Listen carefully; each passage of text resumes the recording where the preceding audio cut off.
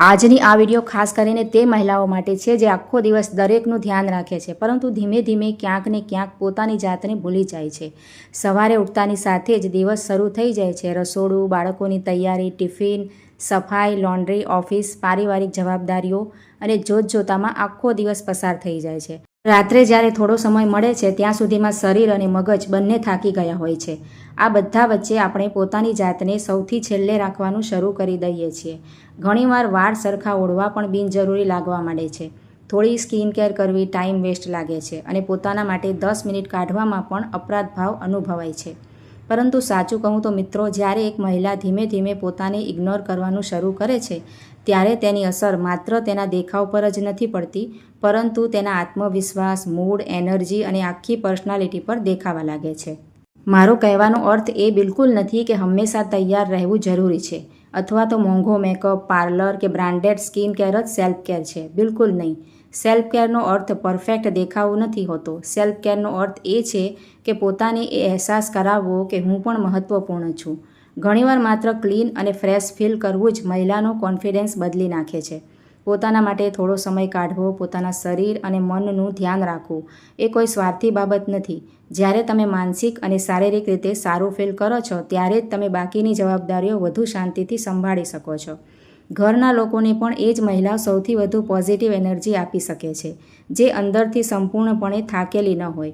તેથી જ આ વિડીયોમાં હું તમારી સાથે કેટલીક ખૂબ જ સિમ્પલ, રિયાલિસ્ટિક અને પ્રેક્ટિકલ આદતો શેર કરવા જઈ રહી છું. જો કોઈ મહિલા શારીરિક રીતે સ્વસ્થ અનુભવતી નથી તો તેની અસર તેના આખા વ્યક્તિત્વ પર દેખાવા લાગે છે. એનર્જી ઓછી થવા લાગે છે, હંમેશા થાક અનુભવાય છે, નાની નાની વાતો પર ચીડિયાપણું આવે છે અને કોન્ફિડન્સ પણ ઓછો થવા લાગે છે. કલાકો સુધી જીમ જવાની જરૂર નથી. સવારે થોડું સ્ટ્રેચિંગ, હળવો યોગ, 20 મિનિટનું વોકિંગ, ઘરે ડાન્સ, દોરડા કૂદવા અથવા તો બાળકો સાથે આઉટડોર રમવું પણ પૂરતું છે. શરીર એક્ટિવ રહે તે જરૂરી છે. વ્યસ્ત રૂટીનમાં આપણે ઘણીવાર જંક ફૂડ, વધુ પડતી ચા, બિસ્કિટ કે બહારનું ખાવાનું પસંદ કરીએ છીએ. આના બદલે ઘરનો સિમ્પલ અને હેલ્ધી ખોરાક ખાઓ. થોડા ફળો, પ્રોટીન અને પૂરતું પાણી પીવા જેવી નાની નાની આદતો ઘણો ફરક લાવે છે. ડ્રેસિંગ સ્ટાઇલ પર ધ્યાન આપો. ડ્રેસિંગ સ્ટાઇલનો અર્થ એ નથી કે તમારે ઘરમાં પણ હેવી કપડાં પહેરવાના. ઘરના કામ કરતી વખતે કમ્ફર્ટ બહુ જરૂરી હોય છે, પરંતુ કમ્ફર્ટેબલ અને સાવ અવ્યવસ્થિત દેખાવમાં ફરક હોય છે. જૂના કે ગમે તેવા કપડાં પહેરી લેવાને બદલે એવા કપડાં પહેરો જે કમ્ફર્ટેબલ હોવાની સાથે નીટ અને પ્રેઝન્ટેબલ પણ લાગે. સિમ્પલ કોટન સૂટ, કોટ, શર્ટ્સ, ફિટિંગવાળી કુર્તીઓ કે ક્લીન કેઝ્યુઅલ વેર સારો અને આઉટલેક્સ લુક આપે છે. કપડાને હળવી ઇસ્ત્રી કરીને અને સ્વચ્છ રાખવાથી તમારી ઓવરઓલ પર્સનાલિટીમાં સુધારો આવે છે. સ્માર્ટ લુક હંમેશા મોંઘી વસ્તુઓથી નથી આવતો, પણ નાની નાની સારી આદતોથી આવે છે. ગ્રૂમિંગને અવગણશો નહીં. ઘણી મહિલાઓ સ્કિન કેર અને કપડાં પર તો ધ્યાન આપે છે, પણ ગ્રૂમિંગને અવગણે છે. આકર્ષક દેખાવાનો અર્થ હેવી મેકઅપ નથી હોતો. ચહેરાના વધારાના વાળ, નખની સફાઈ, વાળના સ્પ્લિટ એન્ડ્સ જેવી નાની નાની બાબતો ધીમે ધીમે તમારા દેખાવને ડલ બનાવી દે છે. દર અઠવાડિયે પાર્લર જવું જરૂરી નથી. ઘરે પણ ટ્રીમર્સ, બેઝિક મેનિક્યોર ટૂલ્સ અને સિમ્પલ ગ્રૂમિંગ કિટ્સનો ઉપયોગ કરી શકાય છે. ક્લીન નખ, વ્યવસ્થિત વાળ અને શેપમાં રાખેલી આઈબ્રોઝ તમને તરત જ ફ્રેશ અને પોલિશ લુક આપે છે, જે આંતરિક આત્મવિશ્વાસ વધારે છે. બેઝિક સ્કિન કેર જરૂર ફોલો કરો. હેલ્ધી અને ક્લીન સ્કિન માત્ર સારા દેખાવ માટે જ નહીં, સેલ્ફ કેરનો પણ એક ભાગ છે. ધૂળ, પ્રદૂષણ, તડકો અને સ્ટ્રેસની અસર આપણી ત્વચા પર પડે છે. તમારે 10 અલગ અલગ પ્રોડક્ટની જરૂર નથી.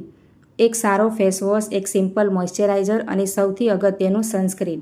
ફક્ત ચહેરા પર જ નહીં, ડ્રાય હાથ અને ફાટેલી એડીઓ પર પણ ધ્યાન આપો. થોડું મોઇશ્ચરાઇઝર અને હાઇડ્રેશન ચહેરાને આપોઆપ ફ્રેશ અને ગ્લોઈંગ બનાવે છે. હેરસ્ટાઇલ પણ વ્યક્તિત્વ બદલી નાખે છે. આખો લુક સારો હોય પણ જો વાળ અસ્તવ્યસ્ત હોય તો આખી પર્સનાલિટી ડલ લાગે છે. લાંબા વાળ હોવા જરૂરી નથી, પરંતુ વાળ સ્વચ્છ અને વ્યવસ્થિત હોવા જરૂરી છે. આખો દિવસ વાળને ઉતાવળમાં ગમે તેમ બાંધી રાખવા કે ઓઇલી વાળ રાખવાથી તમારો લુક કેરલેસ લાગે છે. સિમ્પલ પોનીટેલ, સોફ્ટ અંબોડો, વ્યવસ્થિત ચોટલો કે હળવી ક્લિપ લગાવેલા વાળ ખૂબ ક્લીન અને એલિગન્ટ લુક આપે છે. વ્યવસ્થિત વાળ માત્ર તમારા લુકને જ નહીં પણ તમારા કોન્ફિડન્સને પણ વધારે છે. હળવો મેકઅપ જરૂર કરો. મેકઅપનો અર્થ રોજ ફૂલ હેવી મેકઅપ કરવો નથી, પરંતુ થોડું ફ્રેશ અને પ્રેઝન્ટેબલ દેખાવું તમારા મૂડ પર સારી અસર કરે છે. જ્યારે આપણે થોડું ધ્યાન આપીએ છીએ ત્યારે અંદરથી પણ મૂડ સારો થવા લાગે છે અને આ બધું કરવામાં માંડ 5-10 મિનિટ લાગે છે, પણ તેની અસર આખા દિવસના કોન્ફિડન્સ પર દેખાય છે. તો મિત્રો, જો તમને આગળ આખો આ વિડીયો જોવો હોય તો મને કમેન્ટ કરજો, એટલે હું તેનો બીજો પાર્ટ પણ લાવીશ. અને તમને આ વિડીયો સારો લાગ્યો હોય તો લાઇક કરજો, કમેન્ટ કરજો અને ચેનલને સબસ્ક્રાઈબ જરૂરથી કરજો.